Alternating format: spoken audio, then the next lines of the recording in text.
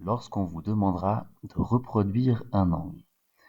La première chose à préparer, c'est les différents outils nécessaires pour le faire, et donc vous aurez besoin d'une règle ou du moins de quelque chose pour tracer une droite, d'un compas et d'un crayon bien taillé.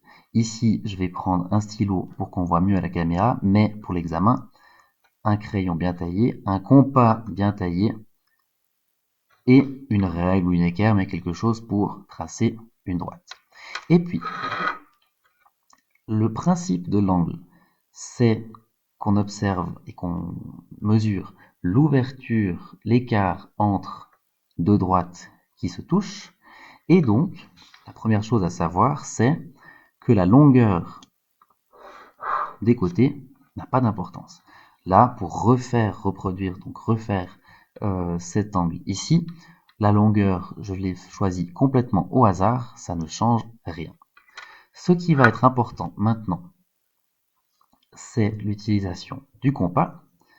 Pour ça, on va devoir piquer sur la pointe de notre angle, sur le sommet, et puis, pour l'ouverture, on peut choisir une ouverture presque complètement aléatoire. Si vous en choisissez une trop grande, ça va sortir. L'idée, c'est quand même que ça coupe notre côté ici en haut et que ça coupe notre côté ici en bas. Si vous êtes trop grand, ça va sortir. Il faudra prolonger les deux côtés. Et si vous choisissez une longueur de compas trop courte, ça pourrait être imprécis, c'est aussi pas très confortable, c'est pas facile de manipuler le compas comme ceci. Donc, on choisit une longueur intermédiaire, mais pas besoin de mesurer quelque chose de précis. On trace notre arc de cercle qui va couper donc nos deux côtés. Ce qui est important maintenant, c'est de ne pas modifier cette longueur de compas. On garde la même chose et puis on vient ici donc sur notre deuxième côté, notre deuxième angle, pardon, pour refaire le même arc de cercle. Ça, c'est une première chose. On peut maintenant modifier la longueur, ça ne change plus rien. On a un arc de cercle à gauche, un arc de cercle à droite, un côté à gauche, un côté à droite. Ce qu'il nous reste maintenant, c'est à mesurer la distance entre les deux intersections. Les intersections, c'est quand ça se croise entre l'arc de cercle et les deux côtés ici. Pour ça, on emploie à nouveau le compas. On pique d'un côté, en haut ou en bas, ça ne change rien. On pointe sur l'autre intersection. On vérifie si on est bien précis. On fait pareil de l'autre côté. Et on n'a plus qu'à relier. Comme ceci. Voilà. On avait une ouverture de 37 degrés. Et si on vérifie ici, on a bien 37 degrés. Même chose ici, j'ai pris un angle aigu plus petit que 90 degrés. Ça fonctionne avec tout type d'angle. Ici, un angle obtus. 117 degrés, le nombre de degrés n'a pas d'importance, donc on n'a toujours pas besoin du rapporteur.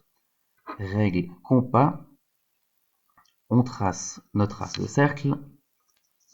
En piquant sur la pointe, on trace. Alors moi j'aime bien bouger la feuille, mais ça n'a pas d'importance. On trace notre arc de cercle, voilà. On garde la mesure, on ne la modifie pas. On trace le côté d'abord, là où on veut reproduire notre angle. On garde, comme on avait dit, la même mesure ici pour l'arc de cercle. On le reproduit de ce côté. Il est un peu plus long, donc l'arc de cercle sera un peu plus grand aussi. Pas grave si ça dépasse, encore une fois, c'est des traits de construction, tant qu'ils sont légers, ça va bien. Et puis, on peut le modifier à nouveau, on doit même le modifier pour calculer la distance entre les deux intersections ici, comme ceci, en essayant d'être le plus précis possible. On fait la même chose de l'autre côté, on pique sur l'intersection qu'on a déjà, avec la même longueur de compas pour trouver l'autre.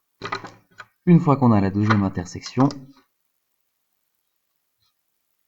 on relie ici, en étant bien précis le plus possible. On avait 117 degrés, et si on vérifie avec le rapporteur, bien précis aussi, 120 moins 3, on est bien à 117 degrés.